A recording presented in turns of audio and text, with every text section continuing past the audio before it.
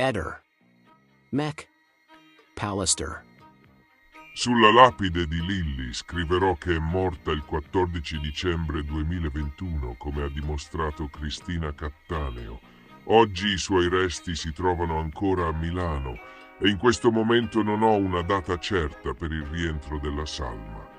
Come si fa a contraddire una professionista della bravura di Cattaneo? Hanno anche trovato i resti della colazione nello stomaco. Da profano escludo che una terza perizia possa servire.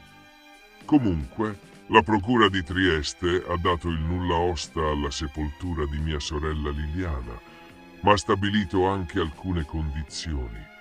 Non potrà essere cremata e dovrà essere seppellita in una bara di zinco, a disposizione se ci sarà bisogno di svolgere ulteriori indagini. Dopo anni è giusto avere una tomba sulla quale portare un fiore. A me devono dimostrare il contrario. Non mi hanno mai mostrato il corpo di Liliana. Lei è stata picchiata, il viso era massacrato di botte. Mi hanno mostrato la fotocopia di una foto. Il corpo è stato lasciato per giorni sul tavolo dell'obitorio a 12 gradi. E all'inizio non hanno preso la temperatura. Se non è stato congelato, il cadavere è stato tenuto comunque in un luogo freddo. Sicuramente ci sono cose che ancora si devono capire.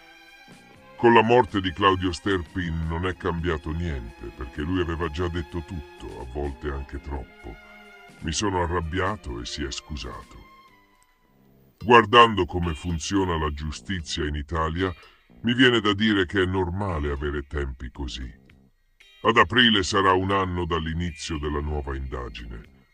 Le prove di colpevolezza non è che gli investigatori e la procura vadano in giro a sbandierarle, come invece è accaduto in passato. Ed è giusto così. Questa volta ci sono tutti i blocchi di risposta presenti nell'intervista. Lapide e data di morte, salma ancora a Milano, riferimento a Cattaneo e alla colazione, inutilità della terza perizia secondo lui, condizioni della sepoltura, tomba su cui portare un fiore, convinzione sull'omicidio e rilievi sul corpo, ipotesi del luogo freddo, passaggio su Sterpin, tempi della giustizia e frase finale sulle prove non sbandierate.